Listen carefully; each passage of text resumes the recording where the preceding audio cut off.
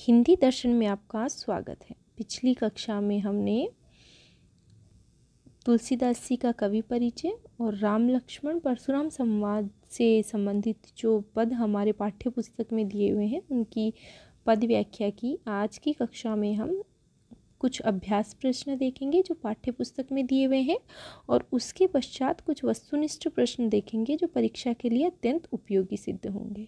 तो पहला प्रश्न देखते हैं। परशुराम के क्रोध करने पर लक्ष्मण ने धनुष के टूट जाने के लिए कौन कौन से तर्क दिए? परशुराम को जब क्रोध आता है तो लक्ष्मण जी धनुष के टूटने पर कई तर्क प्रस्तुत करते हैं और कहते हैं कि श्री राम ने तो इसे नया और मजबूत समझा था, सिर्फ छुआ ही था कि यह धनुष कमजोर होने की वजह से टूट गया। और कहते हैं कि हे परशुराम जी, हमने तो बचपन में कई धनुइयाँ तोड़ी हैं, तब भी आप इतने क्रोधित नहीं हुए, तो फिर आज क्यों इतना क्रोधित हो रहे हैं? इस प्रकार आगे वे कहते हैं, कई तर्क देते हैं वे धनुष के टूटने का। एक कि वो बहुत कमज़ोर था, हाथ ही लगाया था, नया समझ करके हाथ लगाया था पर छूते ही टूट गया। वो कहते हैं कि ये धनुष साधारण धनुष है, धनुइया कह देते हैं उसको, शिव धनुष होता है, लेकिन साधारण धनुष कहने का तर्क लक्ष्मण जी यहाँ देते हैं और कहते हैं कि टूटने पर कोई लाभ और हानि मुझे यहाँ नहीं दिखती है। इस प्रकार कई तर्क प्रस्तुत करते हैं। अगला प्रश्न देखते हैं कि परशुराम जी के क्रोध करने पर राम और लक्ष्मण की जो प्रतिक्रियाएं होती हैं उनके आधार पर दोनों के स्वभाव की विशेषताओं का वर्णन कीजिए।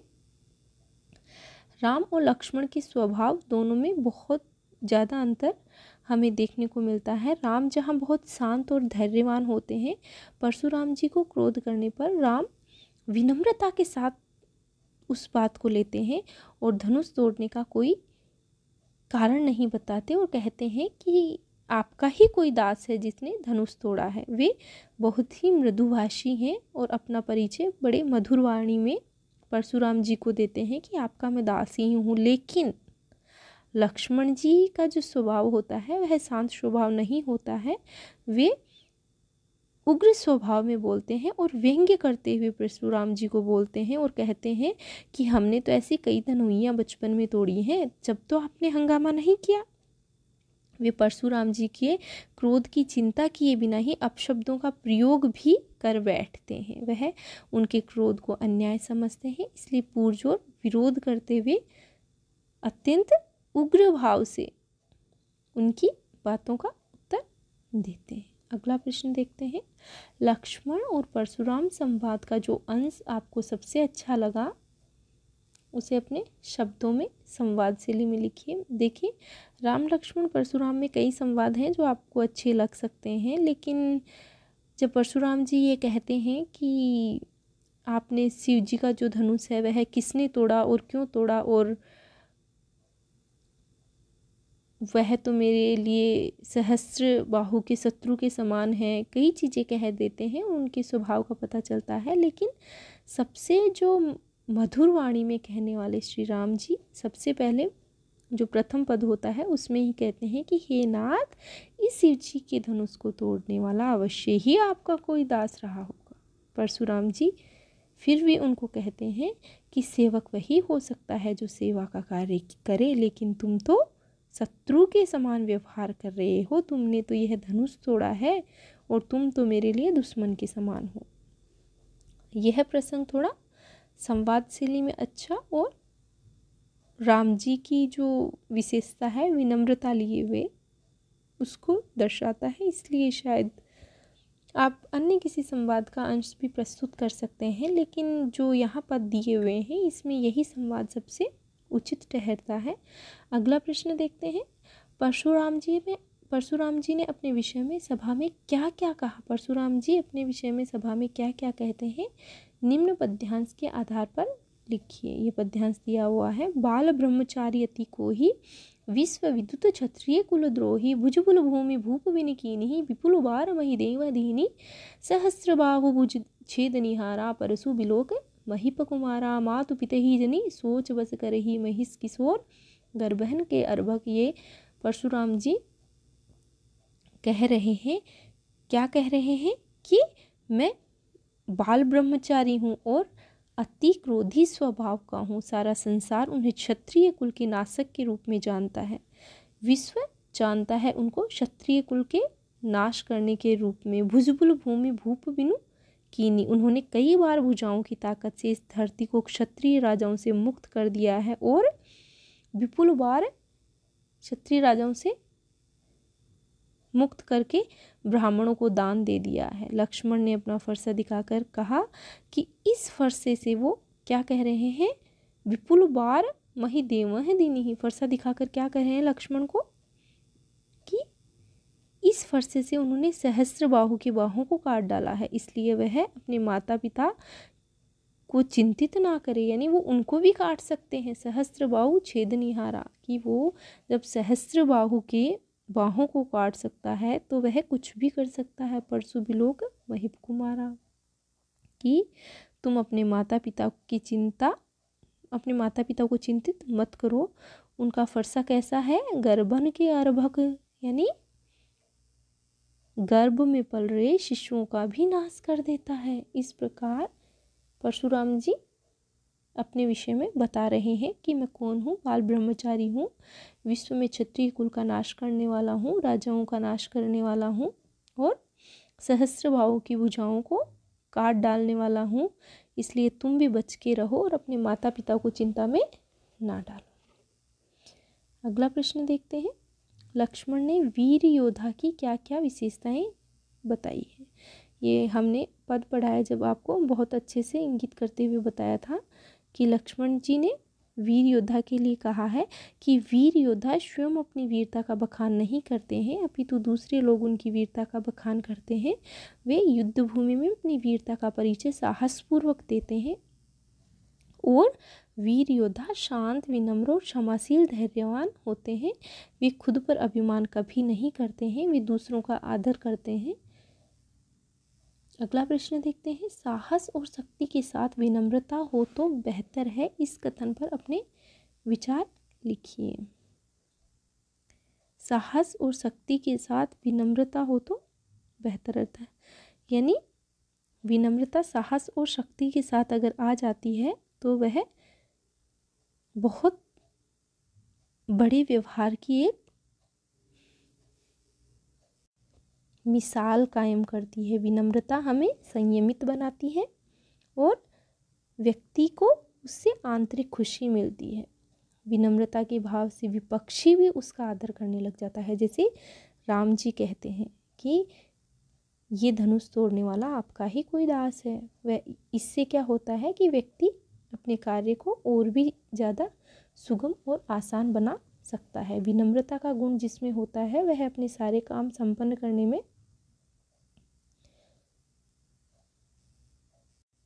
सक्षम होता है। अगला प्रश्न देखते हैं। भाव स्पष्ट कीजिए। पद दिए हुए हैं। बिहसी लखनु बोले मृदुबानी, अहो मुनीसु महाभटमानी। पुनि पुनि मोहि दिखाव कुठारू, चहत उड़ावन फूंकी पहारू। लक्ष्मण जी कह रहे हैं कि परशुराम जी को व्यंग्य के माध्यम से कह रहे हैं, मुस्कुराते हुए। लखनऊ बोले मृदुबानी, मुस्कुराते हुए कह रहे हैं कि आप मुझे बार बार इस फरसे को दिखाकर डरा रहे हैं। अहो मुनीसु महा भटमानी, लगता है मानो आप पुनि पुनि मोहि दिखाओ कुठारा, बार बार फरसा दिखा करके मुझे डरा रहे हैं। आप अपने आप को महाभट यानी बड़ा योद्धा मानते हैं। चहत उड़ावन फूकी पहाड़ू, ऐसा लगता है जैसे आप फूंक मारकर पहाड़ को ही उड़ा देंगे। इन सब पदों की व्याख्या हम पीछे कर चुके हैं अच्छे से विस्तृत रूप से, तो आप वहाँ देख लीजिए। अगला पद देखते हैं। इहाँ कुंभड़वतियाँ को नाही, जे तर्जनी देखी मरी जाही। दे की कुठारू सरासन बाना, मैं कुछ कहाँ सहित अभिमाना। इन पंक्तियों में लक्ष्मण ने परशुराम के अभिमान को चूर करने के लिए अपनी वीरता को बताया है। वे क्या कहते हैं कि हम कुंभड़वतियाँ नहीं है, यानी छोटा पौधा होता है जिसकी तुलना निर्बल और कमज़ोर व्यक्ति से की जाती है। छुई मुई का पौधा समझ सकते हैं, जिसके तर्जनी अंगुली लगाते ही वो मुरझाकर छोटा सा हो जाता है। तो हम ऐसे कमज़ोर नहीं हैं जो आपकी धमकी से भयभीत हो जाएं। वह यह बात उनके फरसे को देखकर बोल रहे हैं, उन्हें स्वयं पर विश्वास है। आगे देखिए, अगला पद है, गादि सुनु कह हृदय हसी मुनि हरियर सूझ, अये में खांड न ऊख में अजहु न बूझ अपूज। ये गादी चुनु किसके लिए आया है? विश्वामित्र उधर तो परशुराम जी को समझा रहे होते हैं कि बालक है, आप इनके गुण दोषों पर ध्यान मत दीजिए, इनको माफ़ कर दीजिए। और दूसरी तरफ मन ही मन सोच रहे होते हैं कि परशुराम जी ने सामान्य क्षत्रियों को युद्ध में हराया है तो इन्हें हरा ही हरा नजर आ रहा है। मुनि हरियरे सूझ, इनको हर जगह हरा ही हरा सूझ रहा है। राम लक्ष्मण को ये साधारण व्यक्ति समझ रहे हैं, जबकि ये साधारण नहीं है। परशुराम इन्हें गन्ने की बनी तलवार के समान कमज़ोर समझ रहे हैं, पर असल में ये लोहे की बनी तलवार है। परशुराम जी के अहंकार और क्रोध ने उनकी बुद्धि को अपने वश में कर लिया है। यहाँ ये कहना चाह रहे हैं कि विश्वामित्र जी कि ये कोई गन्ने की खांड नहीं है, फौलादी खांड है।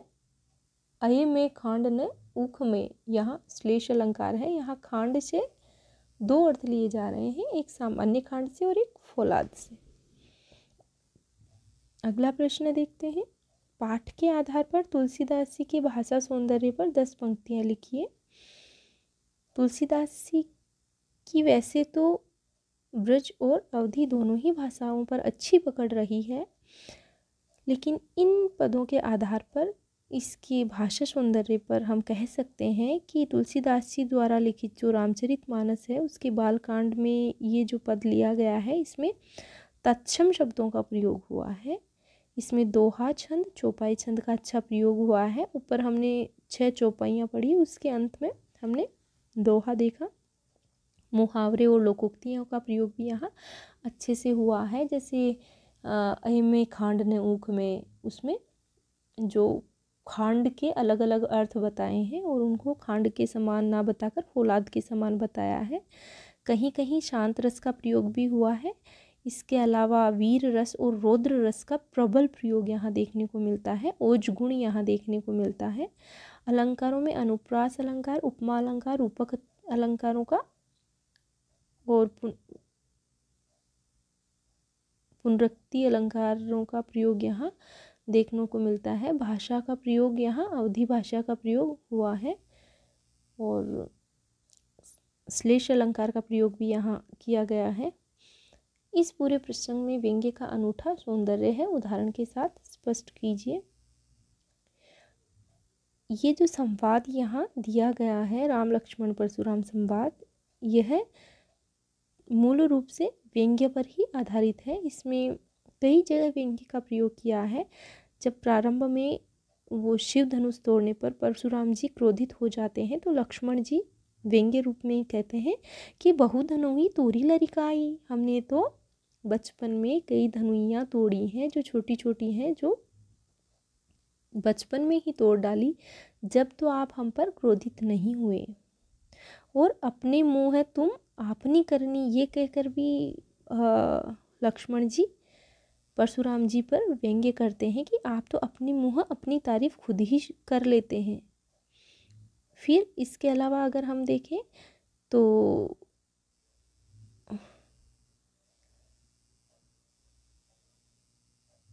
वो लक्ष्मण जी परशुराम जी को कहते हैं कि मिलन कभू सुभर रन गाड़े, द्विज देवता गरही के बाड़े।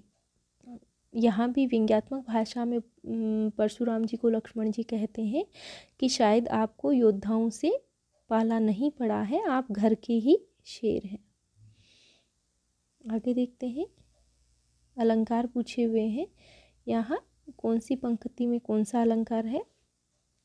तो बालक बोली बधो नहीं तो ही, यहाँ कौन सा अलंकार है? ब की बार बार आवृत्ति हो रही है, तो यहाँ अनुप्रास अलंकार का प्रयोग किया गया है। कोटि कुलिस सम बचनु तुम्हारा, कोटि कुलिस यहाँ भी अनुप्रास अलंकार भी है क्योंकि वर्ण की आवृत्ति बार बार हो रही है। इसके अलावा सम वचन तुम्हारा यानी उसके समान बता रहे हैं, तो यहाँ उपमा अलंकार भी है, क्योंकि परशुराम जी के वचनों की तुलना किससे कर रहे हैं, यहाँ वज्र से कर रहे हैं। तो जो वाचक शब्द है सम आने से आपको पता चल रहा है कि यहाँ उपमा अलंकार भी है। तुम तो कालू हाँक जनु लावा, बार बार मोही लागी बुलावा।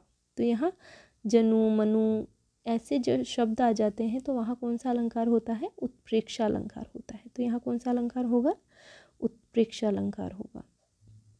आगे देखते हैं, उत्प्रेक्षा भी होगा और बार बार में बार बार यहाँ पुनरुक्ति प्रकाश भी होगा। लखन उतर आहुति सरिस भृगु बरकोप कृशानु, बढ़त दे की जल सम बचन बोले रघुकुल भानु।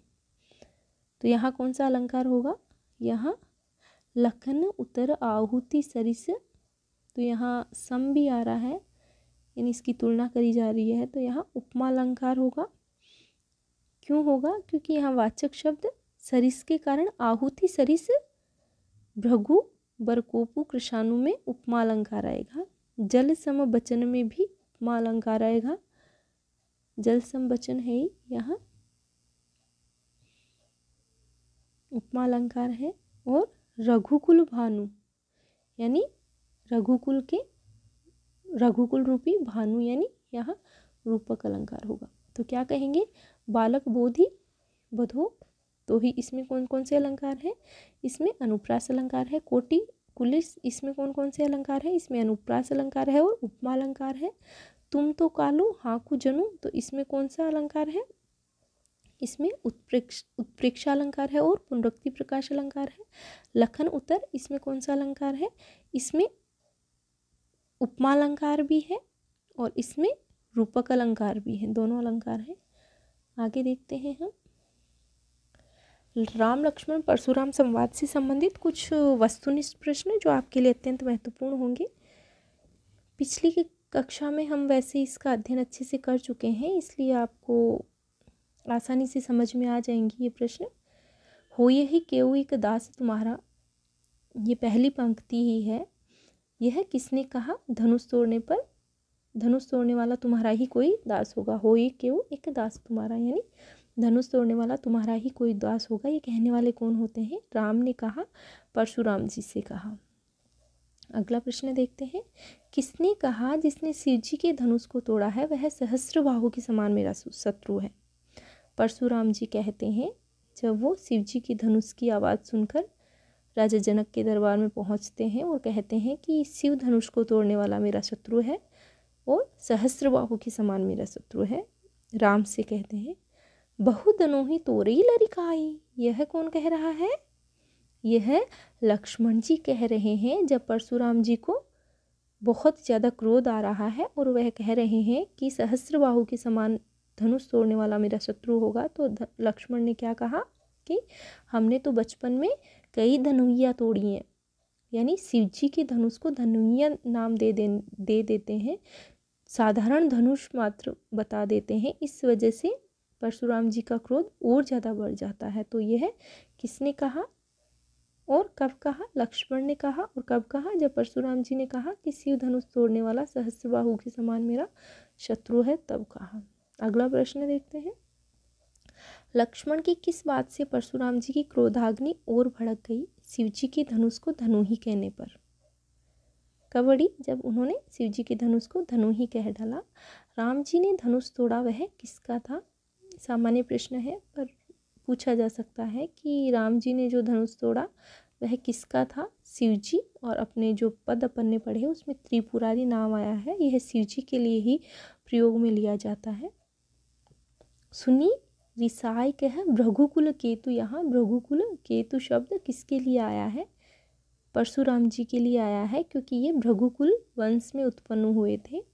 अगला प्रश्न है, लक्ष्मण ने धनुष टूटने पर क्या कारण बताया। लक्ष्मण ने क्या कहा, धनुष जर्जर और पुराना था और राम जी की इसमें कोई गलती नहीं है, राम का कोई दोष इसमें नहीं है, इन्होंने तो मात्र छुआ था नया समझ करके और धनुष टूट गया।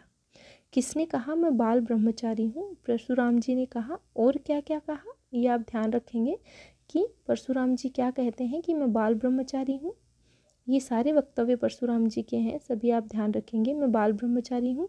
परशुराम जी ने और क्या कहा, मैं बहुत क्रोधी हूँ, क्षत्रिय कुल का घातक हूँ। इसके अलावा क्या कहा, विश्व भर में विख्यात हूँ, अपनी भुजाओं के बल से पृथ्वी को राजाओं से रहित कर दिया मैंने, मेरा फरसा बहुत भयंकर है, गर्भ के शिशुओं का भी वध कर देता है। यह सभी परशुराम जी के वक्तव्य हैं। परशुराम जी ने किसकी भुजाओं को काटा था, सहस्त्रबाहु की भुजाओं को काटा था। सहस्त्रबाहु ने ऋषि जमदग्नि जो परशुराम जी के पिता होते हैं से कामधेनु का बलपूर्वक हरण किया था, इस वजह से इन्होंने सहस्त्रबाहु की भुजाओं को काट लिया था। अगला प्रश्न देखते हैं, यहाँ कुम्हड़वतियाँ को नाही यह किसने कहा, यह लक्ष्मण ने कहा। कुम्हड़वतियाँ किस संदर्भ में कहा, एक छोटा फल, एक छोटा पौधा होता है जिसकी तुलना अत्यंत कमज़ोर और निर्बल रूप से की जाती है। तर्जनी अंगुली से उसको छूने पर वह मुरझा जाता है, छुई मुई जिसे कहते हैं आप। लक्ष्मण यह भी कहते हैं कि आप अपने को बहुत बड़ा योद्धा समझते हो क्या, फूंक मारकर पहाड़ उड़ाना चाहते हो। परशुराम जी को कहते हैं कि आप क्या अपने आप को बहुत बड़ा योद्धा समझते हो और फूंक मारकर पहाड़ उड़ाने की बात करते हो। लक्ष्मण ने क्या कहा, ब्राह्मण देवता भगवान के भक्त गाय के संबंध में क्या कहा लक्ष्मण जी ने, कि इन पर वीरता नहीं दिखाई जाती है, ये अवध्य माने जाते हैं। कौन कौन, ब्राह्मण देवता भगवान के भक्त और गाय, इन पर वीरता नहीं दिखाई जाती, ये अवध्य माने जाते हैं और पाप लगता है वीरता दिखाने से। कौशिक सुनहु मंदिर येहू बालक, यहाँ कौशिक शब्द किसके लिए आया है, विश्वामित्र के लिए आया है। परशुराम जी ने विश्वामित्र से क्या कहा, यह बालक कुबुद्धि और कुटिल है, काल के वश में कुल का घातक बन रहा है, सूर्यवंशी रूपी पूर्ण चंद्र का कलंक है। विश्वामित्र से कहा परशुराम जी ने, यह बालक उद्दंड है, मूर्ख है, इसे बचाना चाहते हो तो हमारा प्रताप इसे बता दीजिए। लक्ष्मण ने परशुराम जी पर क्या व्यंग्य किया, लक्ष्मण जी परशुराम जी पर व्यंग्य करते हुए कहते हैं कि आपके सुयश का वर्णन आपके अतिरिक्त और कौन कर सकता है, अर्थात आप तो अपने मुंह खुद की बड़ाई खुद ही कर रहे हैं, आप धैर्यवान और शोभ रहित हैं, ऐसा वे व्यंग्यात्मक भाषा में कहते हैं। अगला प्रश्न देखते हैं, लक्ष्मण ने सूरवीर के संबंध में क्या कहा। लक्ष्मण ने सूरवीर की कुछ विशेषताएं बताई कि सूरवीर अपनी बढ़ाई स्वयं नहीं करते हैं और वे युद्ध भूमि में जाकर अपनी सूरता का परिचय देते हैं। लक्ष्मण के कठोर वचन सुनकर, कौन से कठोर वचन सुनकर, कि मानो काल तुम्हारे वश में है और तुम काल को मेरे लिए बुला रहे हो, ऐसा लक्ष्मण जी जब परशुराम जी को कहते हैं तो परशुराम जी पर क्या असर होता है, परशुराम जी का क्रोध और अधिक भड़क जाता है और परशुराम जी कहते हैं कि यह बालक वध योग्य है, अब यह मेरे हाथ से मारा जाएगा। विश्वामित्र ने परशुराम जी से क्या कहा, विश्वामित्र ने परशुराम जी से कहा कि ये तो बालक हैं, इनका अपराध क्षमा के योग्य है, बालकों के दोष और गुण साधु लोग नहीं देखते, आप तो बड़े व्यक्ति हैं। लेकिन मन ही मन विश्वामित्र जी भी सोच रहे हैं कि यह कोई गन्ने की खांड नहीं है, यह फौलादी खांड है। यहाँ जो खांड शब्द है उसमें श्लेष अलंकार है, इसका एक अर्थ खांड से लिया गया है और दूसरा फौलाद से। यहाँ ये पंक्ति आती है कि अय में खांड ने उख में अजहू न भूज अभूज, जहाँ जो विश्वामित्र जी हैं वो मन ही मन सोच रहे होते हैं कि आप इन्हें साधारण बालक समझ रहे हैं, जो ये नहीं है। लक्ष्मण जी ने परशुराम जी पर क्या क्या व्यंग्य किए। लक्ष्मण जी ने परशुराम जी पर व्यंग्य करते हुए कहा कि माता पिता के ऋण से तो उऋण हो लो, गुरु का ऋण शायद हमें ही उतारना पड़े और हिसाब किताब वाले को यहाँ बुला लीजिए। ऐसे कई तरह के व्यंग्य परशुराम जी पर लक्ष्मण जी करते हैं। जब परशुराम जी ने लक्ष्मण को मारने हेतु फरसा उठा लिया और लक्ष्मण को मारने दौड़े तो क्या हुआ, अंत में परशुराम जी लक्ष्मण के जो व्यंग्य बाण हैं उनको सुन करके बार बार क्रोधाग्नि उनकी बढ़ती जाती है और वो उनको मारने के लिए लक्ष्मण जी को फरसा उठा लेते हैं। तो सभा में हाहाकार मच जाता है। जब फरसा परशुराम जी उठाते हैं तब की बात है। राम के वचन, ये प्रश्न भी पूछा जा सकता है, आप ध्यान रखेंगे कि ये जो हमने पाठ पढ़ा है, इसमें राम और लक्ष्मण के वचनों में क्या अंतर है। जो राम के वचन है वह जल की तरह शीतल है और विनम्र है, और जो लक्ष्मण के वचन है वो यज्ञ की आहुति के समान है और उग्र है। लक्ष्मण क्रोध में आकर के बोलते हैं, लेकिन राम विनम्रता के साथ उत्तर देते हैं और कहते हैं कि धनुष को तोड़ने वाला तुम्हारा ही कोई दास होगा। अब हम शब्द संपदा देखते हैं। ये जो कठिन शब्द हैं, इनमें से भी आपसे किसी शब्द को देकर अर्थ पूछा जा सकता है, इसलिए इनको एक बार देख लेना जरूरी है। तो आइए देखते हैं। भंजन निहारा अर्थात भंग करने वाला या तोड़ने वाला। रिसाई यानी क्रोध करना, रीसना जिसे कहते हैं, ये अवधि भाषा है। रिपु अर्थात शत्रु। बिलगाव यानी अलग होना। अवमान्य यानी अपमान करना। जो पाठ में ये कठिन शब्द आए हैं, ये जो मुख्य कठिन शब्द हैं वो यहाँ लिए गए हैं, इनको आप अच्छे से ध्यान में रखेंगे। लरिकाई अर्थात बचपन में। परशु अर्थात फरसा, जो कुल्हाड़ी की तरह एक शस्त्र होता है, और यही परशुराम जी का प्रमुख शस्त्र था। कोही अर्थात क्रोधी। महिदेव यानी ब्राह्मण। बिलोक यानी देखकर। अर्भक यानी बच्चा। महाबट यानी महान योद्धा। मही यानी धरती। कुठारू यानी कुल्हाड़ा। कुम्हड़वतियाँ बहुत कमज़ोर या निर्बल व्यक्ति, या काशी फल या कुम्हड़ी का बहुत छोटा फल होता है, जिससे निर्बल व्यक्ति या कमज़ोर व्यक्ति की पहचान होती है। तर्जनी यानी अंगूठी के पास की उंगली। कुलिश यानी कठोर। सरोस यानी क्रोध सहित। कौशिक यानी विश्वामित्र। भानुवंश यानी सूर्यवंश। निरकुंस यानी जिस पर किसी का दबाव न हो, मनमानी करने वाला। असंकु यानी शंका रहित। घालकु यानी नाश करने वाला। काल कौलू अर्थात जिसे काल ने अपना ग्रास कर लिया हो। अबूधु यानी नासमझ। खोर यानी दोष। हटकह यानी मना करने पर। अछोबा यानी शांत धीर, जो घबराया न हो। बद जोगु यानी बद करने के योग्य, यानी मारने योग्य। अकरुण यानी जिसमें करुणा न हो। गाधी सुनु यानी गाधी के पुत्र यानी विश्वामित्र। तो गाधी सुनु और कौशिक दोनों शब्द किसके लिए आते हैं? विश्वामित्र के लिए आते हैं। ये प्रश्न कई बार पूछा हुआ है, आप अच्छे से ध्यान में रखेंगे कि कौशिक और गाधी सुनु किसे कहा गया है? विश्वामित्र जी को। अय में यानी लोहे का बना हुआ। नेवारे यानी मना करना। उख में यानी गन्ने से बना हुआ। और कृष्णाणु यानी अग्नि। आगे देखते हैं। इस राम लक्ष्मण परशुराम संवाद पाठ में दोहा चौपाई जो छंद है उसका प्रयोग किया गया है। तुलसी से पहले सूफी कवियों ने भी अवधी भाषा में दोहा चौपाई छंद का प्रयोग किया है, जिसमें मलिक मोहम्मद जायसी का पद्मावत उल्लेखनीय है। यह भी आपसे पूछा जा सकता है। अब देखते हैं हम दोहा और चौपाई के संबंध में कि ये जो छंद है इनकी क्या विशेषताएं होती हैं। दोहा एक लोकप्रिय मात्रिक छंद है।